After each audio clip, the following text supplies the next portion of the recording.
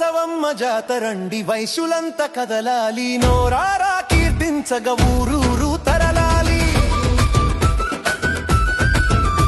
ఇది భక్తి చాటే పండుగ మన శక్తి చూపే పండుగ అందుకే మనమంతా కదలాలి దండుగా ఎన్నడిట్ల జరగలేదు ఎవ్వరిట్ల చేయలేదు కన్యకాంబ ఉత్సవం కానుందిది అద్భుతం ఏకమైతే మనమంతా లోకం అబ్బురపడదా ఒక్కటిగా నినదిస్తే దిక్కులు మార్మోగవా ఏకమైతే మనమంతా లోకం అబ్బురపడదా ఒక్కటిగా నినదిస్తే దిక్కులు మార్మోగవా